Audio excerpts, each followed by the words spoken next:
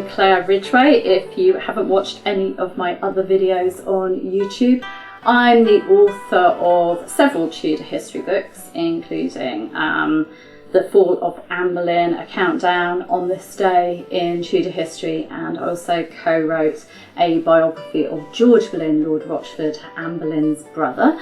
So that's a little bit about me, but another thing that I do is I help lead historical tours with my good friend Philippa Lacey-Brawl of British History Tours.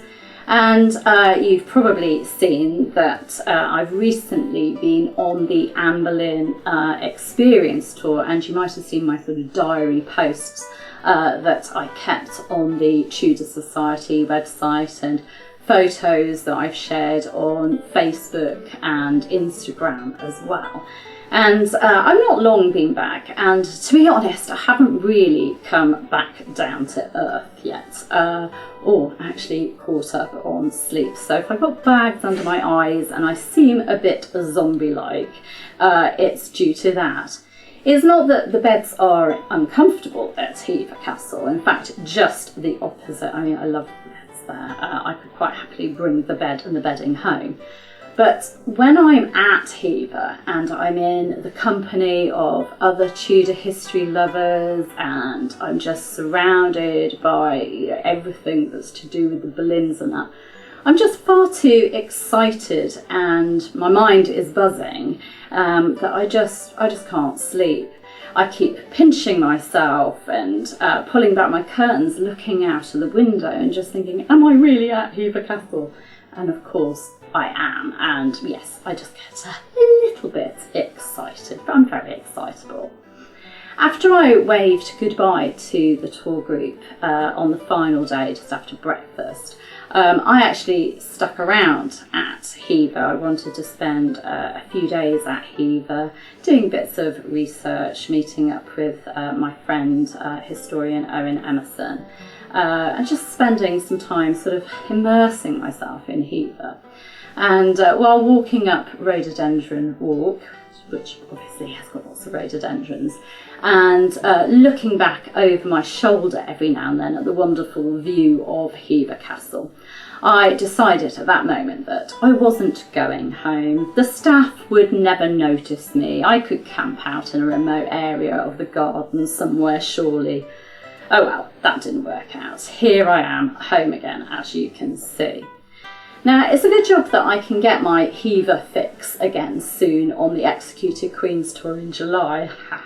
Not long, I am quite literally counting the days because it is my favourite historical place. In fact, it's my favourite place in the world apart from home. In fact, Owen, my friend who works there as a supervisor, talked of it as being my home. It's nice to think of Hever as my home. And I'm sure I'll spend my whole time there trying to find some secret room, you know, pressing the wooden panelling, because, you know, those wooden panels hide all sorts of things. So I'll be pressing on those wooden panels, trying to find some priest hole or somewhere where I can stay and not come home again. But let me tell you a little bit more about the Executed Queen's Tour that is coming up, and why Philippa and I have actually chosen to do this tour this year. It's actually based on a tour that I did a few years ago with my husband Tim, that we organised a few years ago because we knew that people were very interested in these executed queens, these women that lost their lives so brutally in the Tudor period, and places to do with them. So it's based on that original tour, but with some tweaks regarding the places that we visit and where we stay. But the subjects are the same though. We've got those ill-fated queens, Anne Boleyn, Catherine Howard, Lady Jane Grey, and Mary, Queen of Scots. All fascinating women in their own rights, not just because of their horrible ends. Now, I find that by visiting places, by actually going in person to the places that are linked to historical people, that we really do get a link to them, a real insight. It's really hard to describe. We can walk a little in their footsteps. We can look at things that they knew, views that they'd recognise, walls that they might have touched, floors that they walked on, and just get that link to them. Now, Anne Boleyn, Queen Anne Boleyn, is my favourite historical personality. You didn't know that, did you? Haha. So I'm really looking forward to speaking about her. I think I'm down to speak on the very first night of the tour. No pressure. It's such an honour to be able to speak about Anne Boleyn at her home at Hever Castle. And we'll be spending 2 nights as well at the place that she called home. Hever Castle, nestled in the beautiful Kent countryside. Hever is where Anne spent a lot of her childhood. It was where she was sent when the relationship between her and courtier Henry Percy was broken up. Hever was where she retreated when Henry VIII started pursuing her, where she spent time later when the king was going through the great matter, trying to get his first marriage annulled and didn't want gossip concerning Anne, so he sent her away from court and she went to Hever. It's where she fought off sweating sickness, that awful illness that killed so many. It was where she fought off sweating sickness successfully in 1528. And it's also that place where Thomas and Elizabeth Boleyn, Anne's parents, would have mourned the deaths of Anne and George, their children, in the summer of 1536. Hever has such a connection to the Boleyns, and it's truly a magical place. You can almost imagine the Boleyns in the inner courtyard as you're sort of gazing round in that long gallery that was built by Thomas Boleyn, or in the bedrooms. You can just pause and just imagine it. And I love doing that rather than, the Tower of London is wonderful, but for me, for Anne, Hever is where I want to be, where I can get a real connection with Anne. Then there's the fact that it's also home to several portraits of Anne, including one of my favourites, the Anne Boleyn rose portrait, where she's holding the rose. And it has two of her books of hours, 2 of the 3 books of hours that were owned by Anne Boleyn. These were things that were precious possessions, and you can see them on display at Hever. And you might have seen my video where I interview Owen Emerson about the books and where I actually managed to hold them. That was such an emotional experience. My dear friend Owen Emerson, who is Castle Supervisor at Hever Castle, described this way that we can get a link to historical people such as Anne Boleyn by visiting places that they knew. He described it very well, and I'll quote directly from him because he's much better at words. As historians, we usually have to contend with being distanced from historical characters by both space and time. But at Hever, we are only separated by time, for we are inhabiting the spaces that the Boleyns knew intimately as their private home. And that is so true, and that's why it's so important to visit these places. That's why Hever is so important for me.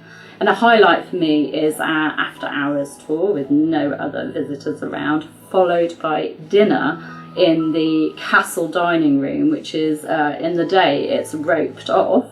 So you can't touch the chairs and the huge dining table, but we get to sit on those chairs and we get served a wonderful dinner with a roaring fire surrounded by tapestries and suits of armour. It is incredible.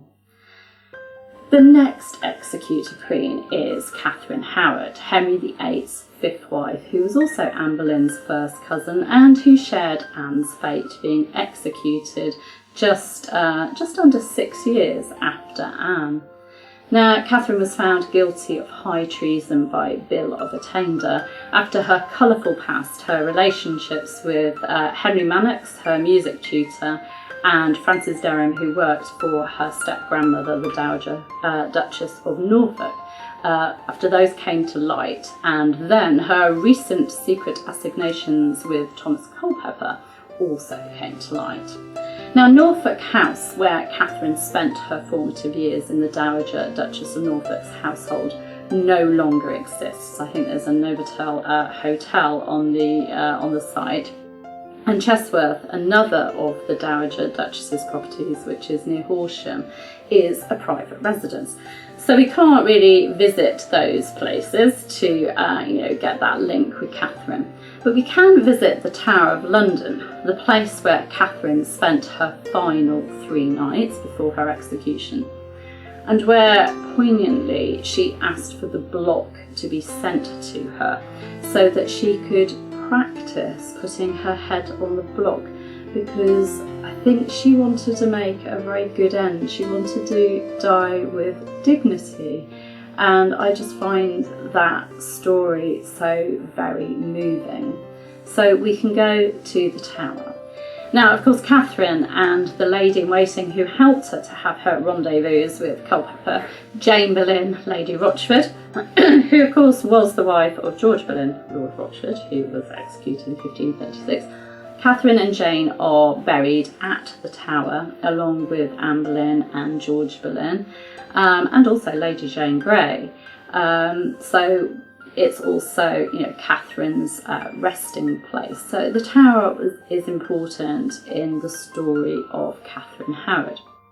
Now, historian Gareth Russell, author of a fabulous book, for me it is the best biography of Catherine Howard, called Young and Damned and Fair. He's our expert speaker on Catherine, and he's a wonderful speaker. He's so witty, so easy to listen to, but also so accurate. And he'll be bringing Catherine and her life to life for us in a wonderful talk. Our third executed queen is Lady Jane Grey. I find her a fascinating character. I don't think the Victorians did her any good, really. They painted her as this tragic victim. And yes, there's no escaping the fact that she was a victim. She was a victim of the Axeman. She had an awful end, and she was, just a teenager, although, they didn't really have teenagers in those days. They didn't recognise adolescence. She was a young woman. So there's no escaping the fact that she was a victim of the Axeman, and perhaps a victim of fate as well. But Jane was so much more than that, and I hate the fact that she's just seen as this tragic victim. I've done a fair amount of research into the events of summer 1553. The Edward VI making his device for the succession and naming Lady Jane Grey as his heir, Lady Jane Grey coming to the throne, and then of course Mary I rallying troops against her. And a whole new Jane comes to life for me when I start looking into the events of 1553, when I start looking at what she did, the letters she wrote, and she was a young woman who was prepared to fight for her crown. She was no tragic victim, she was no pawn. She was a tough cookie. Sorry to use that phrase about a historical character, but she was tough.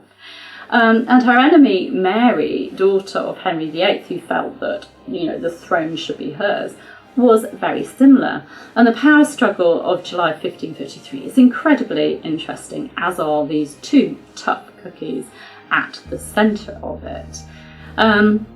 Now, the Tower of London was very much involved in the summer of 1553, this struggle, because it's where Jane spent her short reign. She went to the Tower to take the throne. She was proclaimed Queen at the Tower of London on the 10th of July 1553. And of course, when the throne was, taken from her, it's where Jane and her husband Guildford Dudley, and also members of the Dudley family, were imprisoned. And Guildford and Jane were obviously imprisoned there until their execution in February 1554. Jane was executed within the Tower walls, and Guildford was executed up on Tower Hill, but they were both buried in the chapel of St. Peter ad Vincula at the Tower of London. So the tower is a very important part of Jane's story. And in the Beauchamp Tower at the Tower of London, visitors can see a simple carving in the stone wall which reads, well, to us it reads I-A-N-E in capital letters, but I and J were interchangeable then, so it actually reads Jane, and it is thought that it was carved by one of the Dudleys or supporter of Jane. And then there's a beautiful, stunning, exquisite carving that's associated with the Dudley men who were imprisoned there in 1553 and 1554. It's got the bear and ragged staff, the symbol of the Dudleys as Earls of Warwick. It's got flowers that symbolise each of their names, like gillyflowers for Guildford, and it's just absolutely beautiful. And it always, I don't know, I always get quite emotional when I see it, and I just pause there a while and just look at it because it's so stunning. We will also visit Sudeley Castle in Gloucestershire in the Midlands. This is mostly known as the home, the death place and burial place of Queen Catherine Parr, who was Henry VIII's sixth and final wife, that queen that outlived him. But Lady Jane Grey is linked to the property as well, because she resided there for several months in 1548. When she was the ward of Thomas Seymour, Baron Seymour of Sudeley, who of course at that time was husband of Catherine Parr. And it was there at Sudeley that Jane read scriptures to the dying Dowager Queen. Catherine died not long after giving birth to her daughter, Mary Seymour, and where Jane also performed her first proper public role by acting as chief mourner at Catherine's funeral. Catherine's funeral took place at the chapel at Sudeley. Catherine was buried at Sudeley. So Sudeley Castle as well plays an important part in Jane's story, and it's somewhere we'll be visiting to get that link with Jane. Mary, Queen of Scots, is our final executed queen. She is, of course, known for being the nemesis of Queen Elizabeth I and being executed in February 1587 after being implicated in plots to assassinate Elizabeth and to replace her on the throne. Now, obviously, it's a very controversial story. Some people believe that, Mary was trying to, get Elizabeth assassinated and fully supported these plots. Others feel that she was framed. Others feel that, yes, a trap was laid for her, but she walked into it. So there are lots of theories regarding Mary, Queen of Scots. She's a very colourful character, a fascinating lady. Now, Mary was Elizabeth's prisoner from 1568 to 1587 after she fled her home country of Scotland. That's 19 years as a prisoner in England, a very long time. And Mary was taken to Tutbury Castle in February 1569, where George Talbot, who was the Earl of Shrewsbury and Constable of Tutbury Castle, as well as being the husband of that famous Tudor lady Bess of Hardwicke, he acted as her jailer for a time at Tutbury Castle. Now, Mary was moved around because of worries about escaping or plots. She was moved around, but she spent time in the prison, at the castle in 1569, 1570, and again in 1585. So we'll be having a look around Tutbury Castle for that link with Mary. We'll be having a talk at the castle, and we'll also be enjoying a talk from Philippa Lacey Bruhl on Mary's relationship with her fellow queen and relative, Queen Elizabeth I, and how, of course, that relationship ended rather badly, with Elizabeth eventually signing the death warrant and Mary, of course, being executed by beheading. So there we go. That's some of the places that we'll be visiting to just try and get that link, walking in the footsteps of these executed queens. Now the tour is split between the Midlands, that's the centre of England, and Kent in southern England. In the Midlands we'll be staying at the beautiful Brockencote Hall, which is a luxury country hotel in the Worcestershire countryside. And then in the south we stay at Hever Castle, where we have exclusive use of the whole Astor wing. This is where, if you come on the tour with me, you'll notice me pinching myself at regular intervals while I walk around, just to check that I am really there. And also you might find me in front of a certain portrait in the Astor wing. I love the portrait of Catherine Grey there with her baby son. But another portrait that really I find interesting is one that we ended up calling on the Anne Boleyn Experience tour. We ended up calling him Demon Boy. It's a rather strange portrait in the Astor wing. It's just a very chilling child who you have to stop and look at on your way to breakfast. It's very odd. So you might find me staring at that portrait. The tour is right round the corner. It runs from the 8th to the 13th of July, so I don't have to wait very long to get my Hever fix. Yes. And we still actually have 4 places left if you're interested in joining us. We're not actually sure when we'll be running this tour again, as next year we're going to do the Anne Boleyn Experience tour in May and then something a bit different later on in the year. So if you are interested in this tour, if these are the women that really interest you and you're interested in visiting places connected to them, this is your chance. And I would really love to meet you and talk Tudor with you. It was fabulous on the Anne Boleyn Experience and last year's tour. Just putting actual faces to names and seeing people that I might have corresponded with or, met, in inverted commas, on YouTube or social media, and, finally they're in front of me and I can talk properly with them and, not boring them with Tudor history, because obviously they like Tudor history, but I can go on a bit.